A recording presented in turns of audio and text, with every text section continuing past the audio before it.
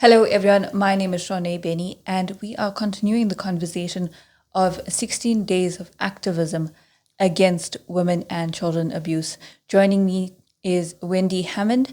Her daughter, Delana Cader, was brutally killed by her husband 2 years ago on the eve of Mother's Day.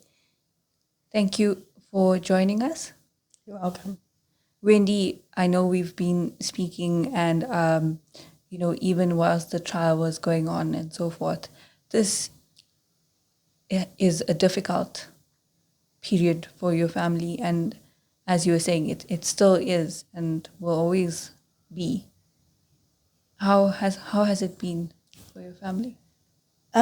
It's been very difficult, especially trying to raise 3 girls all over again. I've had 4 kids, girls, and now having just all of a sudden tables have turned, you've got another 3 to raise from small. I mean, the baby was only 4 when Delana passed. It's been difficult, but just God has taken me through. Take us back to 2.5 years ago. It's Mother's Day Eve. You have 4 girls, and Delana was the eldest of your 4 children. What went wrong? Delana left home. She was looking stunning. She was really, really looking beautiful. And I was sitting with my sister, and we told her that. She was really looking good. And they went. I was with my other 2 daughters. And they went to this party. And my 2 daughters, their phones were ringing, and they didn't want to take the calls because they said, these people are going to ask us to come to their party. And we don't want to go. And I happened to take the call. And this was from my other son-in-law, who told me, Delana's been shot. And in my mind, I just thought of a hijacking.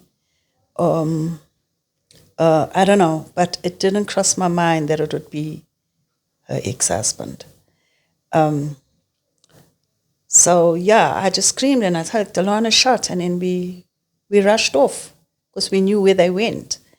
So on our way, we were getting calls in to say what actually took place.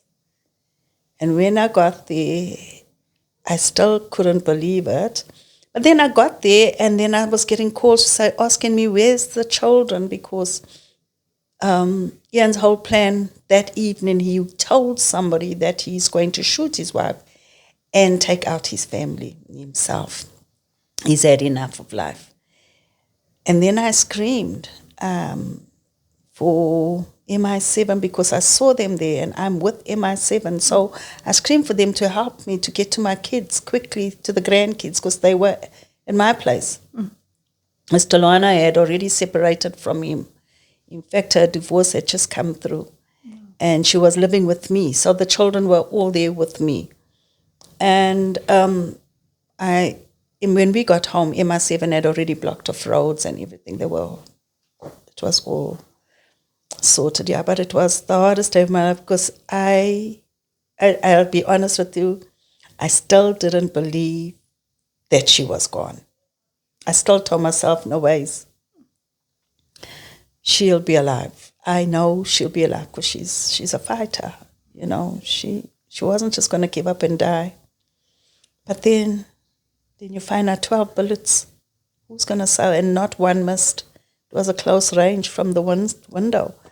And just one day, just took it one day. I don't know what happened. I just went blank after that. Did you go out to the scene? Yes, I did.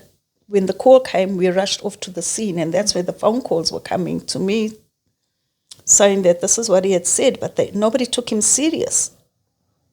I think lots of times when Delana's told me that he's always threatened that he's going to kill her, I think we just laughed it off, man. He's just trying to scare you. We never ever, I didn't take it serious. I honestly didn't. How long were they married for? And when did issues creep up? or when did signs show up in their marriage that... Look, I think the signs were always there. The signs were always there before she got married. But I think she most probably thought he'd change. And of course, I think you listen to people's advice and say, no, man, it's changed. Because when he's like a good guy, but there's this dark side of him. That no one knows. Yes, it's just like, he's such a nice person. But like Delana always said, Mom, this guy is a narcissist. She says, what narcissists do is that they build a web and you're in the center of the web and they watch you. And if one of those webs break, you've had it. So you've got to be so gentle to try and get out. You can't just break loose. But I think he most probably knew now, there's that web, it's broken. She's gone. And nobody's going to have her if I can't. I think that was his thinking. I don't know because, I mean, he did that. He still took her bag from her.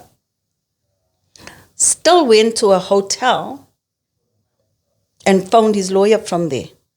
Left the car, his van, went to some inn near Scottsville there, wherever, and booked in there with his friend, went through Delana's bag, took her phone. I had to see the IO to report that. After she'd been killed? After she was killed. After she was killed. What did he take her phone for? So we only got the phone back. Well, I've told the IO, and I got a confession from the one guy and said, no, I picked him up. I didn't know what had happened. I just had to pick him up. And we went there, and he said, hey, this is what I did to my fro. He said, how can you let me pick you up and you doing this? And he said, no, they just needed to wait there for the lawyer. So I asked, where's my daughter's phone? Where is her bag? I need it. I said, she's dead. We don't even know if she's got insurance. We don't know what to do because she needs to be buried. And then I told the IO, these people got the phone. So the IO phoned the lawyer and said, we're going to open up a separate charge of theft if that phone is not handed in. And that's how the phone got handed in to the IO. The lawyer took it there to the IO.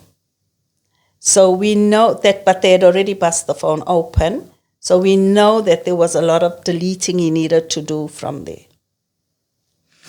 Take us back for viewers who haven't read about what happened on the night of, because I remember when I got information of the story, and it seemed a bit confusing at the time because they said it's a mother of 5. She got shot in Ashburton, and she was killed and so forth, and no one knew it was Delana. And I even remember when I found out it was Delana, because I actually knew Delana from the stories that I did when I covered her singles, her music singles. Okay. And then someone said, look, this mother has been shot in Ashburton. And then as the story unfolded, we heard that, her brother-in-laws actually went to pick her up from the area to take her away. And in that duration is when this had happened. So also now I hear you saying that he took the bag. So at which point did he have time to take the bag? He had, the whole fight was for the bag, apparently, at Ashburton. And she was wanting her bag because she had a monthlies and she needed her sanitary towel in a bag, and he refused to give her a bag.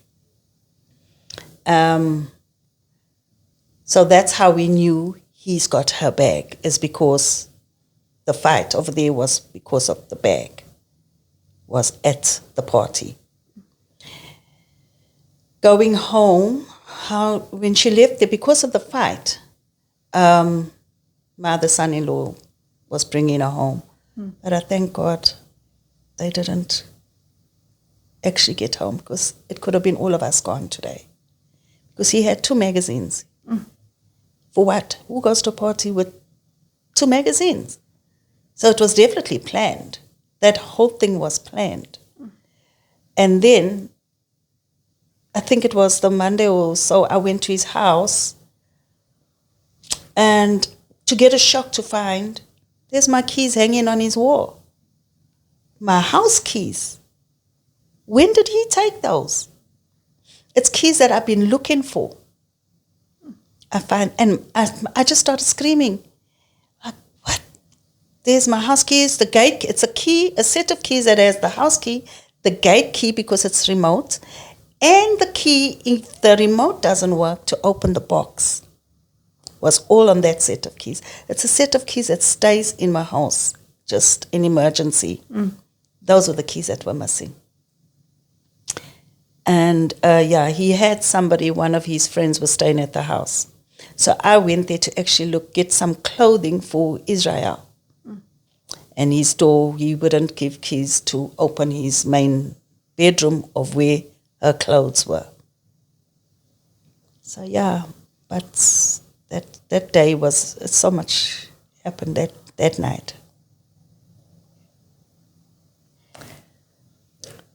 Wendy, along with Delana passing on, you lost a daughter, her siblings lost a sister, and there was also the trauma of everything that her brother-in-laws then also went through.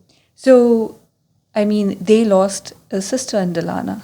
So what was that process like? Because I remember when I came to your home on that Sunday afternoon, you were given some medication, and I spoke to your daughters, and there was just such a somber mood in the house. There were people around, but I could see that something had been shattered. Yeah, no. He did. He didn't. That in fact, my one daughter's marriage is broken because of that. I'm so sorry. It's just, they're just so scared that, I think all couples have arguments and stuff, and now they just, no, we can't overlook this. We can't, no one's going to threaten me. You're not going to do this. No, I want out. They're just so scared of relationships, because one minute the guy is fine, and then the next minute he's just turned for you.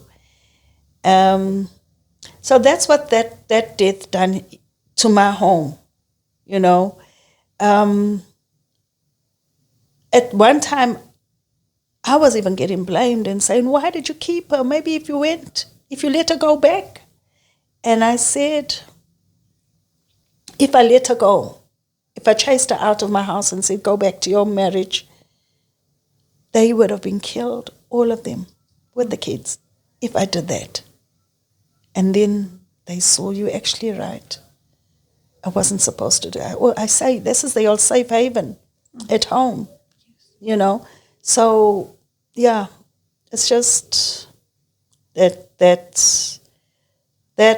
killing or that death of Delana messed us up a lot. Right now, we still see psychologists. It messed the kids up a lot. They were angry. In fact, the baby still gets nightmares at night. And it's over 2 years. But she still gets up screaming, no, stop it. So we know what was going on in the room. Yeah. As a mother and as a grandmother, to have lost your daughter and you're now taking care of her children. I mean, there's these kids who have been left without a mother and a father. What is your message to the community about when they should actually say, look, I need to step in, I need to save my children, I need to save my grandchildren from anything further happening? Because as you said, you were blamed at one point for keeping Delana, but that actually saved your grandkids. Yeah. So when should the community or a parent step in and say, look, my child is going through abuse, I need to save her? I think even as a mother, even for me, you know, like if I heard something, I approach, you know, I like I told Ian so many times, you've got no rights to do this. You know, who gave you the right to be her father or to be her God? You know, so I always spoke with him in those terms, like a son, like I would if he were my son. I don't have sons, but if he were, I would say the same thing. I treated him like a son, you know, like if they had fights, and then he'll phone and he'll say to me, what did you cook, you know? And I'll tell him, then I'll say, come. Always treated him as a son. The one time Ian wanted to speak to me, I said, Ian, whatever I say to you, you're not going to take it. You're going to think I'm taking sides. So why don't you speak to somebody that's neutral, that's, you know? And I gave him a pastor. I said, go there. There's no closeness.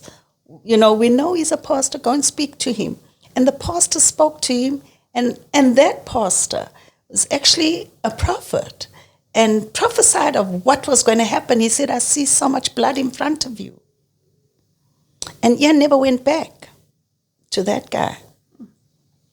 So my advice is to ladies is that God has given us something of insight, of instinct. You know when there's something, just listen. A lot of us don't listen to our kids. We don't listen. We listen and we judgmental and, yeah, you know what, but I also went through that. And it doesn't mean that your child must go through it because you went through it. You know, the signs are always there. See the signs for what they are. And yeah, I think, and just talk or get them out of there quickly. But hey, there's no easy way. There really isn't an easy way when somebody's planning something and you have no idea of what's going on. But I still think for the men out there that go through these things, they're the ones that should be seeking help because they're the only ones that know what's running through their minds. What's those feelings? I think lots of it got to do with drugs, and I think there's demons that speak to them. And maybe get help. Get help. We can't help you guys. We're not trained for that. But I think there is help out there if guys want it.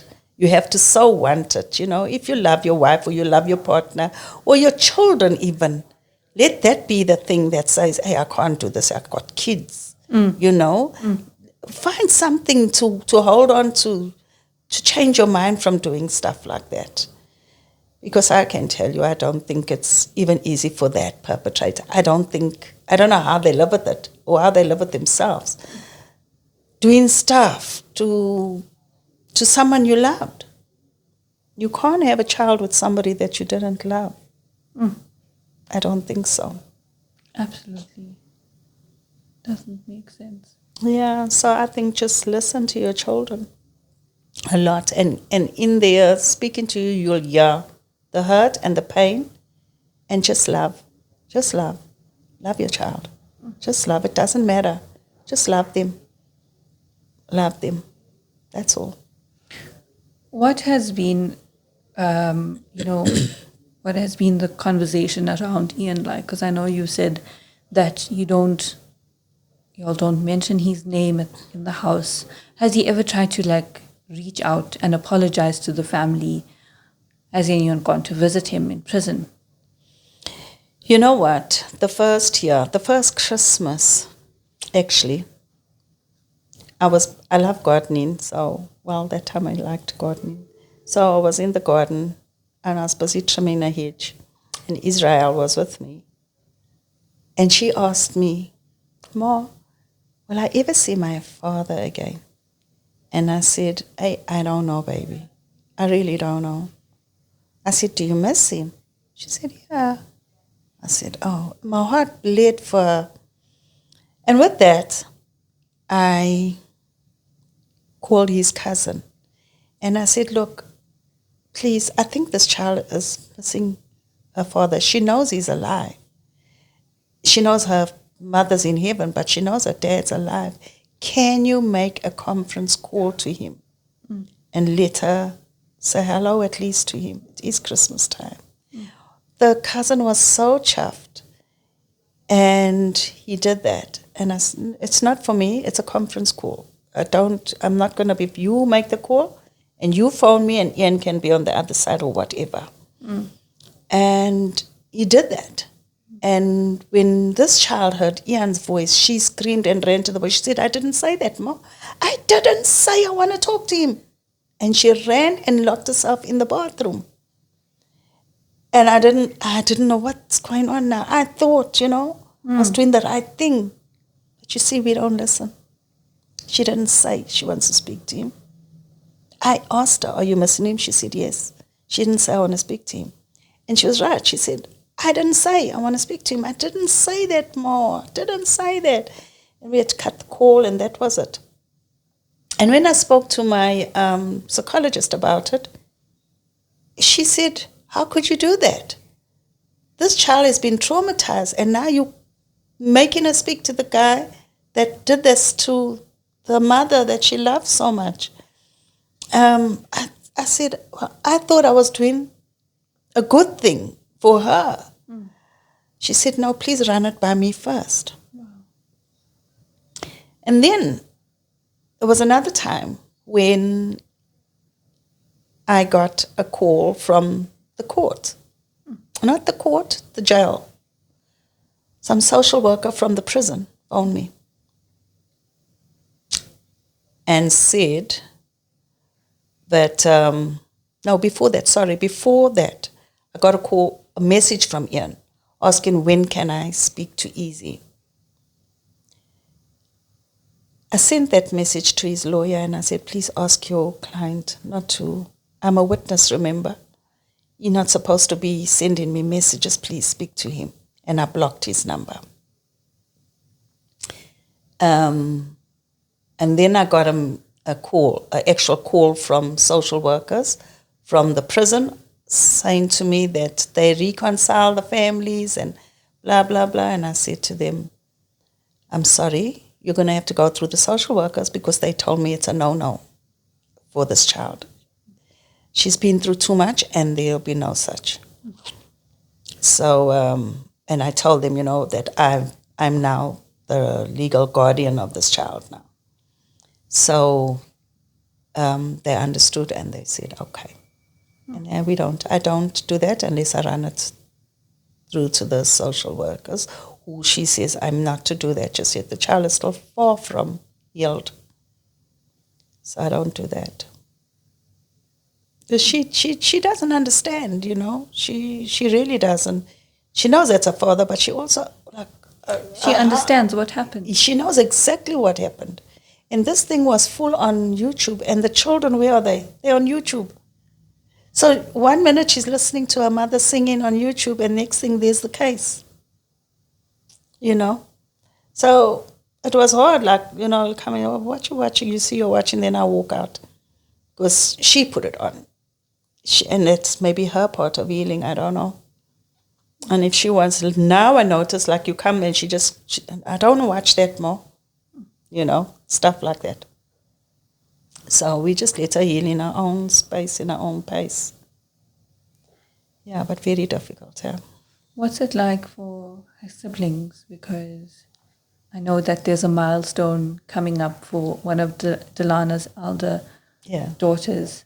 So she's obviously, mom's supposed to be there. Yeah, I think it's hard on my daughters as well. It's hard on me, but there's got to be somebody that's going to have to be strong. We can't all be breaking down.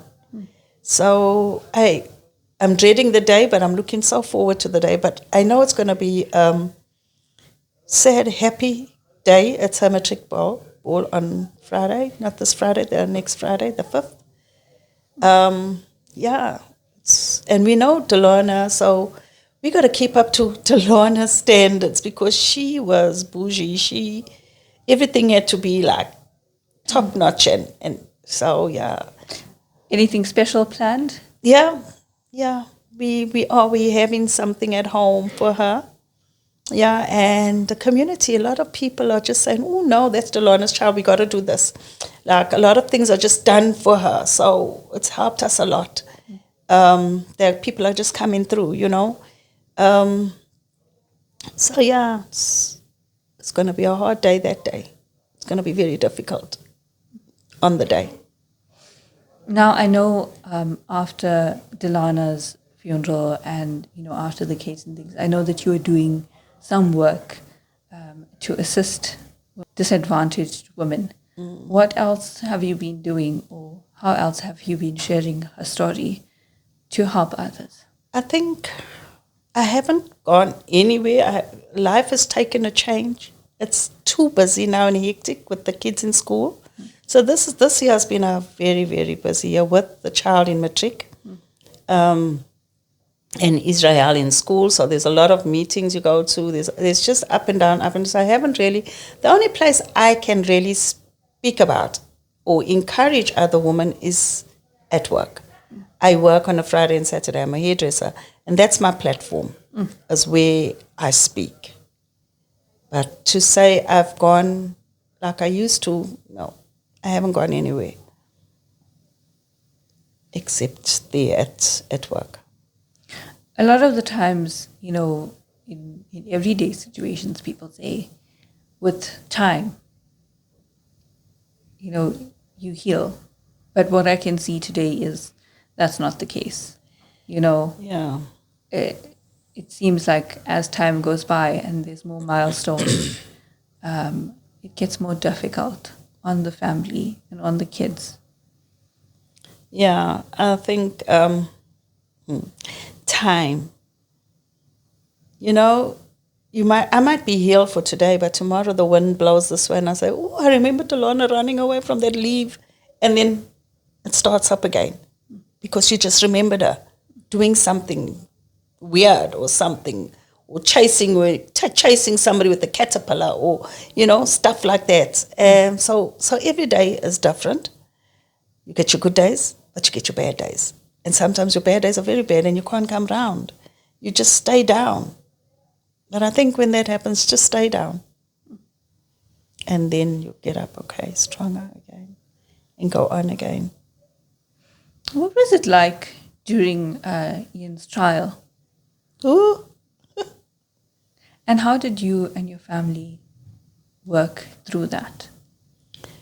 That was a long trial, and it was draining. And the most difficult thing is to sit there and hear the lies, and there's nothing you can do about it. You can't lift your hand up and say, no, man, he's lying. You just got to listen. That's the worst. And they're listening and you think, they believe in him. It's a lie. I know the truth. Like the one, he's divorced. I'm sitting in the court with divorce papers of his. And he's saying, they were separated. They were divorced. And he's saying they were working things out. They were never working it out. At so many occasions she told him, please, you need to go to rehab, but not for me. Do it for yourself. I'm never coming back. So where was he getting that? Saying we were reconciling. He's a liar. And I was listening to that. And as a mother, hearing him saying, I can't wait for them to call me. Why can't they just call me on the stand? I just need to tell them the truth, to set the record straight. That's a lie. But yeah, that was the hardest of the court hearings, is hearing somebody and you can't wait. Instead of me looking at the back of his head, why can't he look at me and say that? Because he knows we know the truth. A lot of messages Delana was sending to me of him threatening her was sent to me, but he couldn't delete from my phone. He could delete from her phone, but not my phone. So sometimes I still go through them and say, look at this, man, look at this. This is what he used to send her. I haven't deleted them. Not yet. Yeah. So the trial wasn't good for us. It wasn't good at all for us. I lost my brother going to those trials. He was sick, but he was there every day. Every step of the way he was there. And we lost him. And Delana and Cedric were very close in music. Very, very close.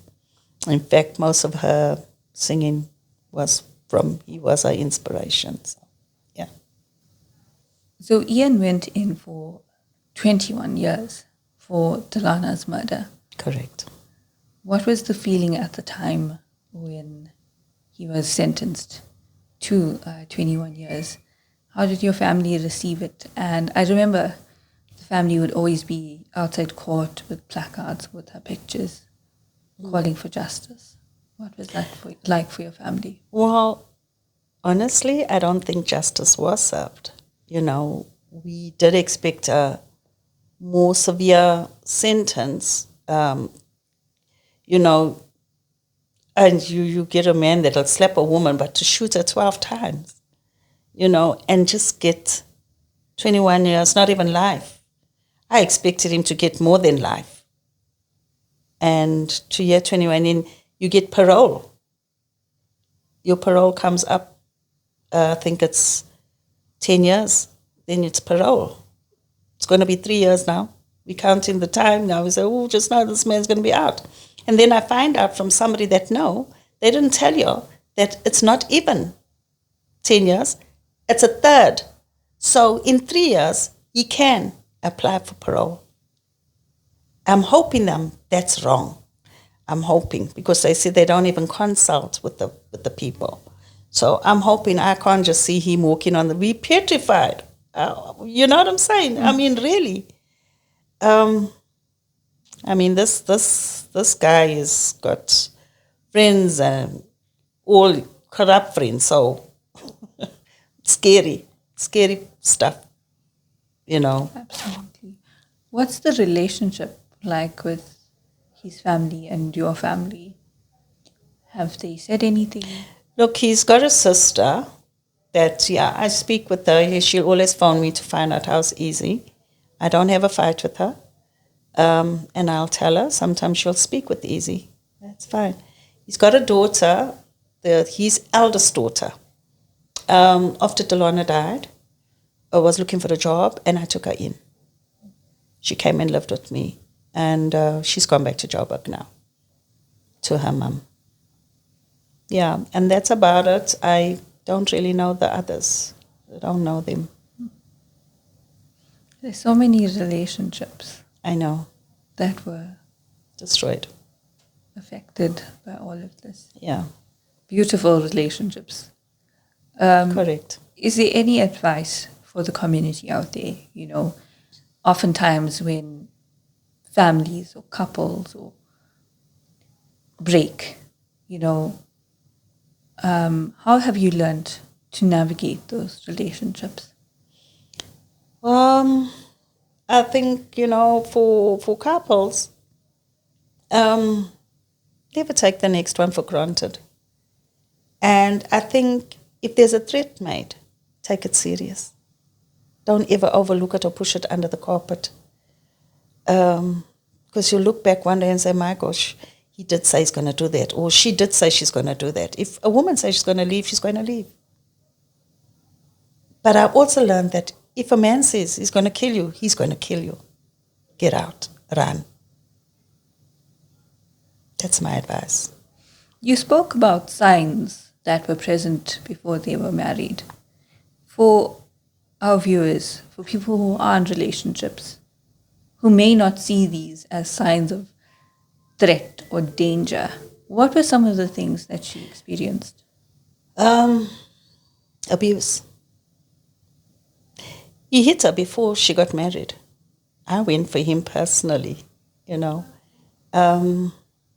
To be honest with you, I wasn't for the marriage.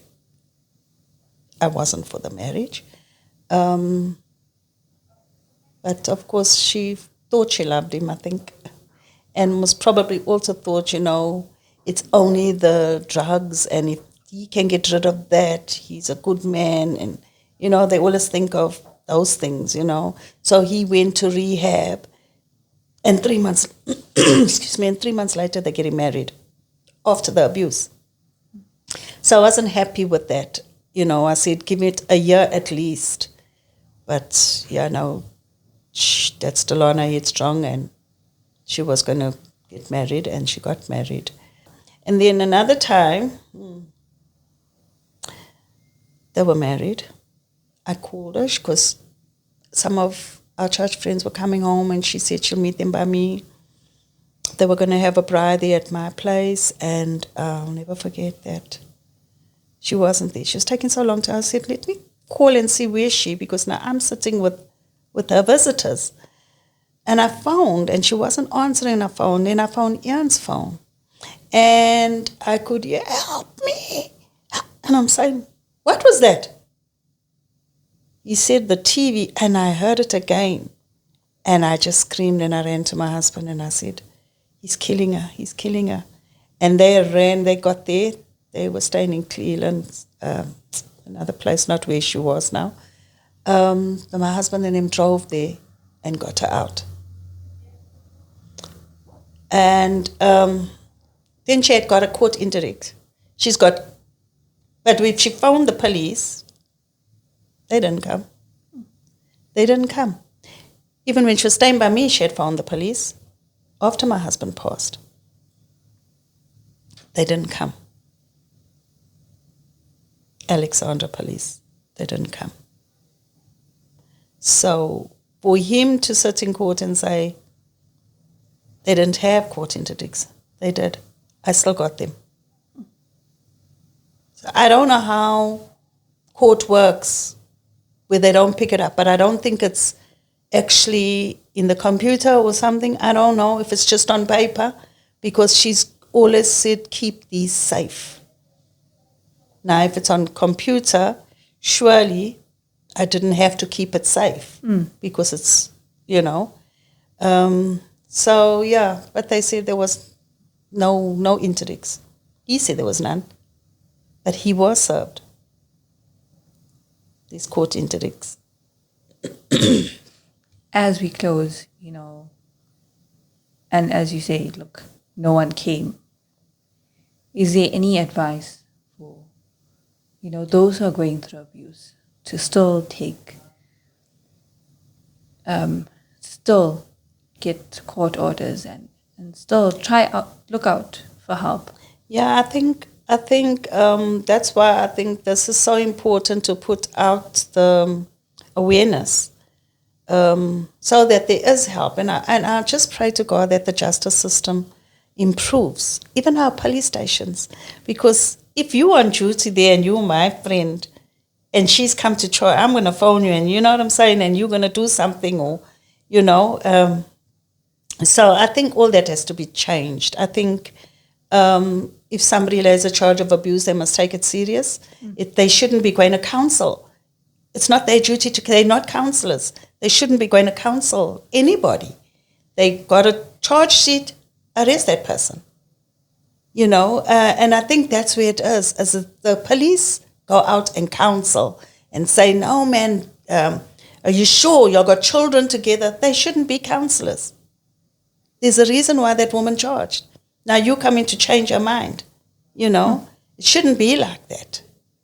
They should be charged, and I think if I went to Mountain Rise and they didn't see to me, I think maybe they should have a place where you can go to another police station. It shouldn't just be in your jurisdiction, in that area. It should be open to anywhere, you know, because sometimes they tell you, you're not from this area, go to your area where it happened. It shouldn't be like that. I think you should be able to charge wherever, because he might have a friend there, but he doesn't have a friend at Alex, or vice versa. There should be a police station where you can run to, you know, where there's going to be no help for the perpetrator.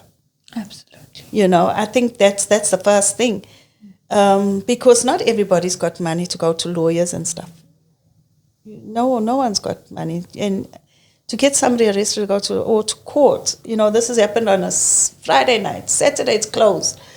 You know, Sunday it's closed. You got to wait for Monday now To go to court for what? They're not going to go and arrest him. They're only going to do a court interdict or something, you know. So, yeah, I think there's more. We need more help out there for women that are being abused, or for men, you know. One of the main things that I'd like to ask is, this happened on Mother's Day Eve. What has every Mother's Day been like since then? You know, she gave me her gift. Like she knew she wasn't coming back. Mother's Day Eve. Before she left, she said, Mum, that on the table is yours. I said, oh my gosh, it's so beautiful. I didn't know it's mine. I thought they bought it for somebody, you know. It was a plant, a peace plant, with a chocolate box of chocolates inside. I still got it. I still have it, and what comes to mind is peace, because it's a peace plant. And I always think that's what she wanted for me, is peace. And now I see dandelions, and I tell the children, her little girl, I say to her, there's your mother. There's your mother. She says, it's a dandelion. I said, it's a fairy. It's your mother. And then we laugh, at least, you know. You've got to balance things. You can't, yeah. But yeah, we do celebrate her. We know she's not a person that would want us to stay down. She wasn't like that. That's why she was so loved, because nobody knew behind the scenes of what she was actually going through. She would laugh. And, you know, she'd always be laughing and making fun out of things that are hurting. She'll make fun out of them. You know, just try and laugh it off. That's the type of, and yeah, we're trying to learn from her. Trying to learn from her a lot. But yeah, our sisters, especially now with this gender-based violence, they keep saying, Ma, we can't, don't know how to deal with this. I thought I was over Delana's thing, but this gender-based violence thing now, it's all over. It brings back so much emotions. And I say, yeah, it's the same, yeah. You know, but don't stay too long. Just move on, you know, because now you're reading everything. So, yeah, it's a reminder that it is there. It is there. But, yeah, we can't stay staring at that pain for too long. Absolutely. Thank you so much for joining us today, Wendy, and all the best to you and your family. Thank you so much for having me. It's a pleasure. Thank you.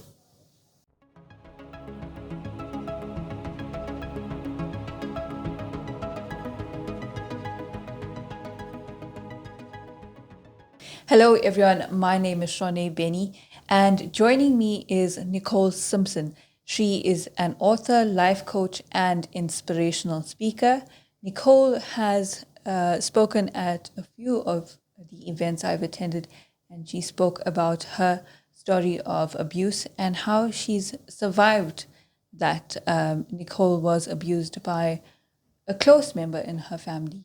Nicole, we are really glad to have you with us today. Thanks so much for having me this afternoon. It's an absolute honor and a pleasure to be here. And just, hello to all your viewers. I hope you're all having a wonderful day so far. It's quite a tragic story. It's quite a sad story. I'm not going to deny that.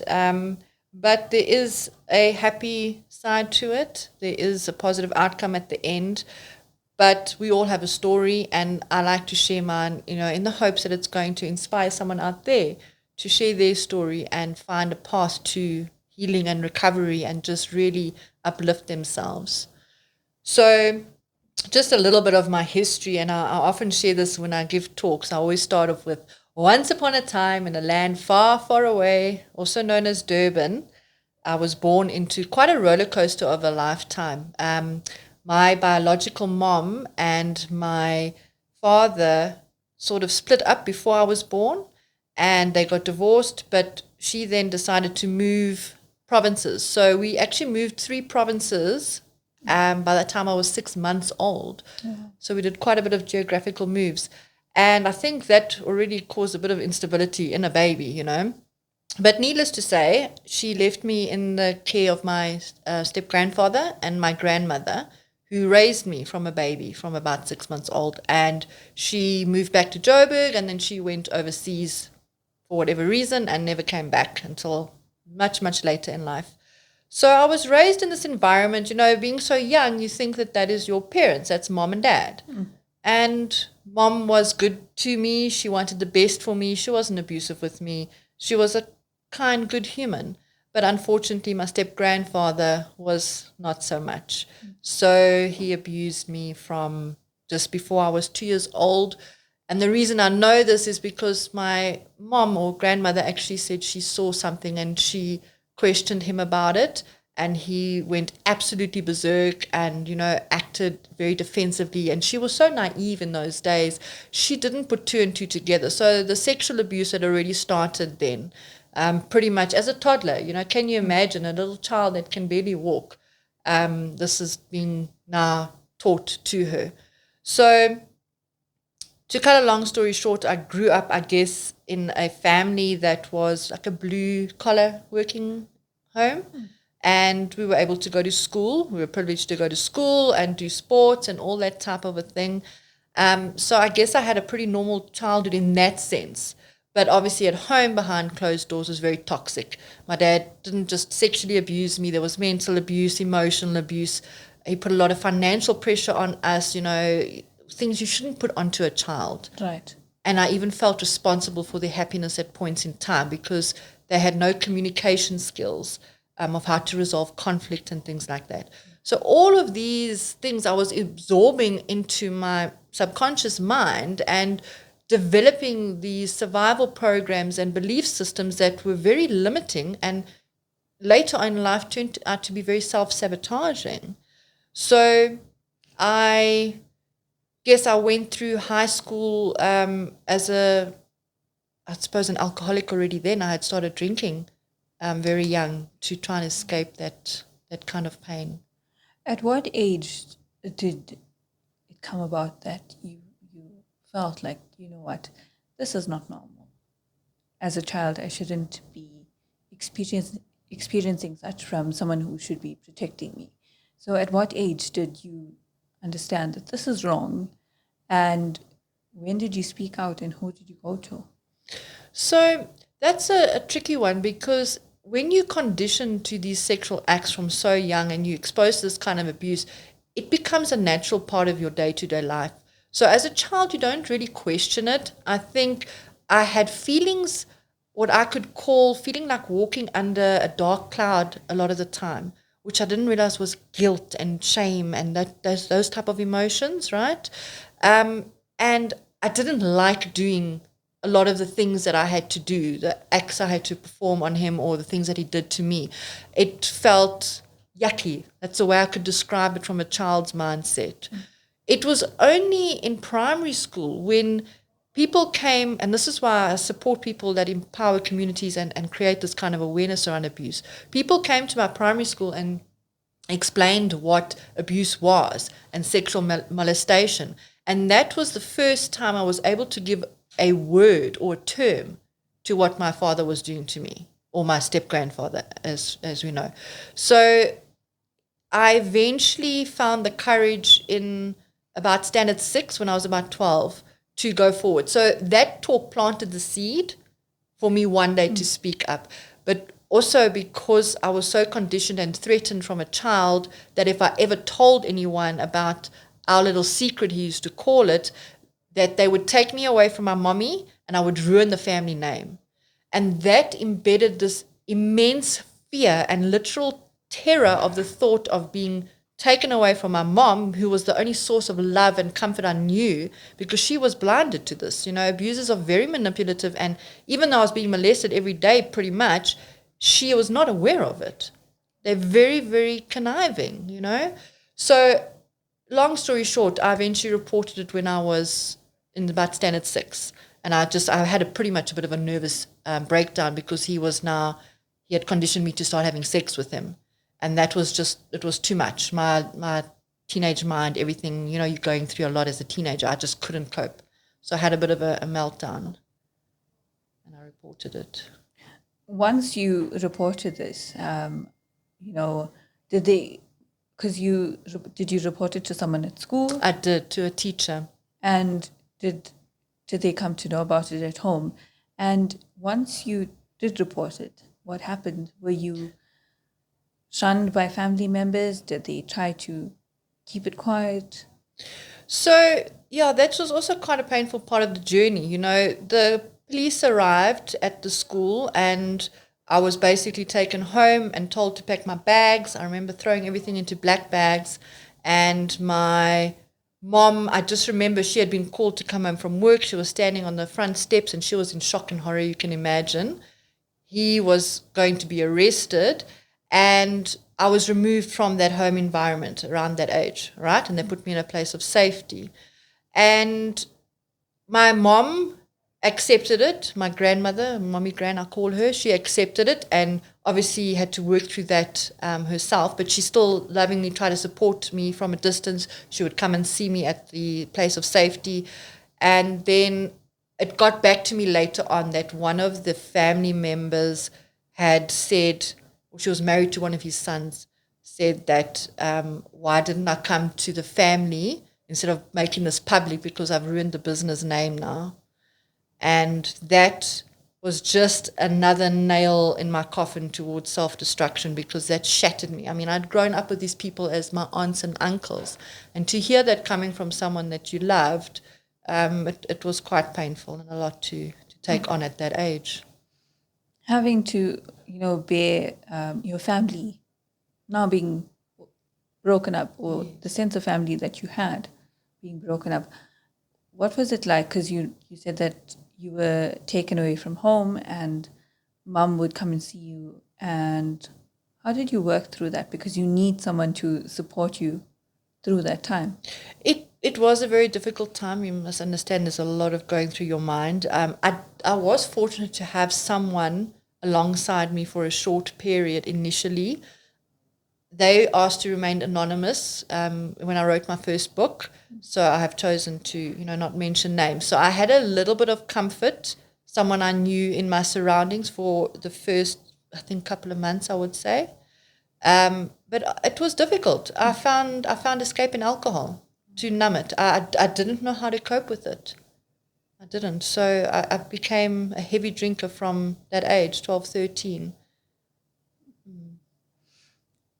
Once, what happened to Dad or your step-granddad? He was arrested and he got 6 months community service and about 6 months suspended sentence. And what upset me the most is I overheard the cops when they were at the school saying that this is the 5th report against him.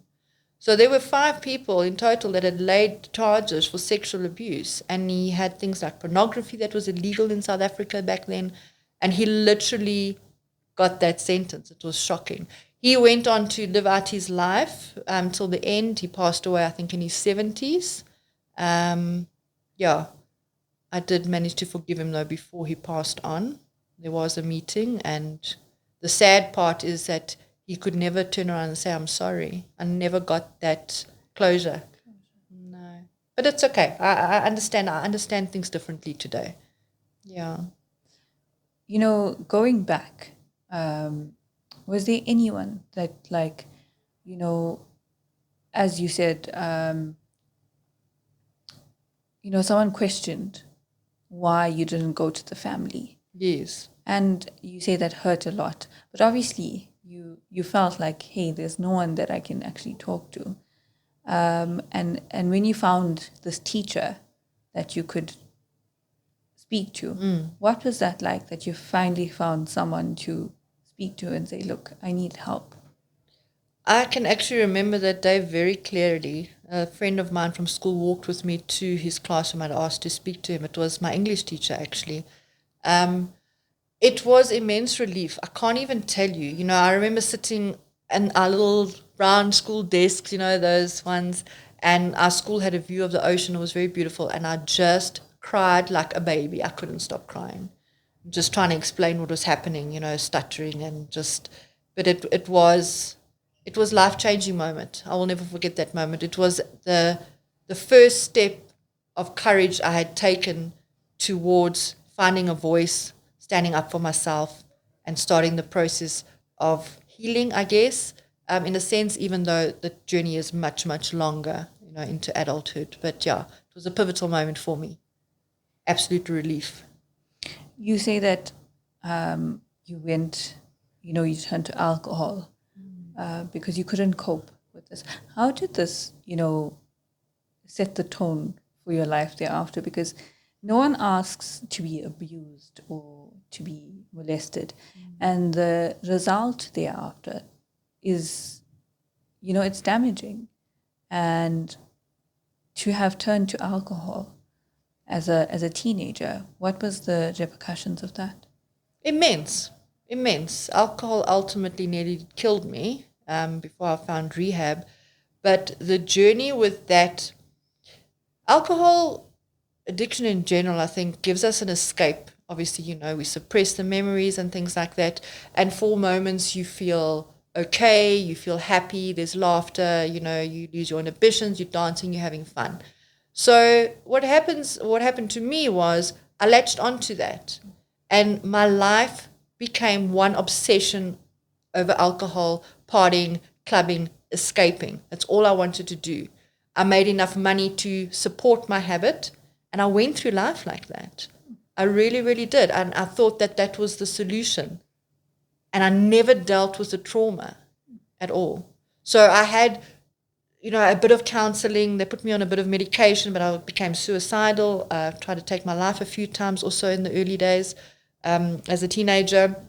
And that was also partly alcohol-related consequences with mixing it with drugs and things like that. It was chaos. It was like I was on a self-destruct path of note. It was just soul-destroying if I think back on the life that I lived. So to me, yeah, that was the repercussions of being attached to a drug, thinking that this is fixing you and making you feel better, but you have no clue the destruction, and it limits you from achieving anything in life. Coming back to your book, Nikki Laid Bare, how has writing helped you and helped others, as survivors of abuse? So the reason I wrote Nikki Laid Bare, first of all, was because there was a lot of anger in me, and I was like, people need to know what goes on behind closed doors. You hear people being abused and things like that, but no one actually talks about the nitty-gritty, ugly details. And I wanted the world to know that. And I started writing it from that perspective, I guess. So hoping that it would open people's eyes to what's actually going on. They could maybe spot red flags and stop making this a taboo topic and start talking about it around the dinner table, right? For me personally, the journey of writing it was, again, immense relief, because I got to release all of those emotions that were in me. I got to look at things from a different perspective. I think it's very different when you've got something in writing as opposed to just having those thoughts in your head. You can kind of just gauge exactly what I've been through and just start looking at things from a different angle, letting go of the irrational guilt. And I think one of the things I was taught when I did see a therapist for a short while was to journal. I think it was her that taught me that. And that has been something that stuck with me forever. And it really helped me to process. And it's been amazing to see how I've gone from that anger and frustration of not ever having a voice to being able to understand, belief systems, why we are the way we are, why we behave the way we do. And I've been able to go from that to forgiveness, understanding, and letting go and making peace with that. So it's been an incredible journey that writing has given me, yeah. How has this book been received by family members and, people who knew your step-granddad? How has this book been received? So the people that have spoken to me who have read the book have said it has definitely impacted them. It's been powerful. I haven't gotten too much feedback from my mommy Gran. She did read the book, which I have a bit of regret about that, because there's certain things I don't think she needed to know. It's quite painful. But her sort of response was, I suspected, that obviously putting all the pieces together herself, and she's also got her journey of healing because of this. So the response was not bad. People found that it helped them. I'm talking about people outside of the family, that it's given them a voice. I've had some good feedback from even a school friend of mine who said it gave her courage to speak up. Or not the book at the time, but me reporting the abuse gave her the courage to go and report that she was being abused by someone. So I think it's just a beautiful coming together of experience and pain and suffering, and just helping where you can. Just showing that it's okay to talk about these things. And I would love for more people to read that book. But as I mentioned earlier on to you before, we started, I am working on another book that is not just my story and some inspiration, but an actual layout, a program, I would say, to follow on how to overcome this. And instead of destroying your life like I did for all those years, you know what, you can find a way to overcome this a lot quicker. You don't have to self-destruct. There is a way out. And I want people to know that there is a way out other than turning to substance and other, behaviors that are detrimental to us. We are in 16 days of activism against women and children abuse. Any words of advice for those who are probably in the same situation that you once were in, who are afraid to speak out and don't have anyone to speak to, or feel like, they're going to be punished by their family for speaking out, or they're going to lose a parent if they speak out about what's happening? Okay. Yeah, look, first of all, I just want to say that you're not alone. If you're struggling out there, you're not alone. There are people and organizations and support groups that want to help. But I think we have the fear and the understanding that I must try and do this on my own. I must try and be strong. I must try and overcome this on my own. You don't necessarily have to speak to family members. You can contact one of these support groups. You just need to Google, abuse support groups. There's so many out there. That would be my message to you. Find your voice and start your journey of healing and recovery. There is really a beautiful life out there. And I'm not naive. I know that not everybody can leave an abusive situation right now, but there are things you can start doing to empower yourself. I think if I had started that in my youth, my life would be very different today. I would have maybe been a lot further than where I would like to, than I am now. So definitely find your voice, empower yourself, learn as much as you can about healing. We've got AI today. If you can't afford a therapist, like I said, the support groups are there. And just understand that there is no need to feel any shame or guilt. I think abuse is atrocious. It is a human rights violation. And I think a lot of us victims carry a lot of irrational guilt that we don't need to carry. It was not our fault. Unless I consent to someone touching on my body, that is a violation. You can't just go around doing that. And I wish people would just understand that this is my body. This is my life experience. You have absolutely no right to do the things that are abusive to me. Who gives people that right? I think that's a serious conversation that needs to be had. People need to start asking these questions. Why am I tolerating someone who's emotionally bullying me? It's not just the physical violence. There's a lot of mental abuse as well, and that absolutely destroys a person's self-worth. And I'm talking both men and women. And it's not just one-sided thing for me. I want to uplift humanity, not just a specific gender. So I understand today differently. When I say that a lot of it is generational belief systems. I mean, we absorb everything from a young age, from the last trimester of pregnancy. We're already absorbing information into our subconscious, and all of this information gives us the programs that we need, the behaviors that we need to function in society, right? So if you've been exposed to that, you're going to copy that behavior. And from my perspective, most people don't question, why am I behaving this way? Why do I hit my wife when she does something like this? Or why am I molesting this little girl? People are just copying what they've learned from wherever they've gained it from, that information, and they're not stopping to ask themselves these questions. Most people are running on these automatic programs. And that was me for a long time, from up until I was 36. Sure. Just reacting to life and living a very toxic life, toxic relationships, all of that, because I never stopped to question, why am I the way I am? So there's a lot to that. But yeah, just to answer your question, your initial question, please just find help and don't waste your life like I did. We've got this one chance. We've got this one chance at a beautiful life experience. You don't need to destroy it because of what somebody else has done to you. And I think that was a very powerful lesson I learned from a little bit of therapy that one time, that it's irrational guilt that I'm carrying. And I've also subsequently learned that I have no self-worth, and I had to start working on that, because the more self-worth I had, the less likely I am to tolerate abuse. So these are the things you can start working on right now, today. You can pick up your phone and learn about self-worth and how that impacts your environment, who you are, and what you will allow people to do to you.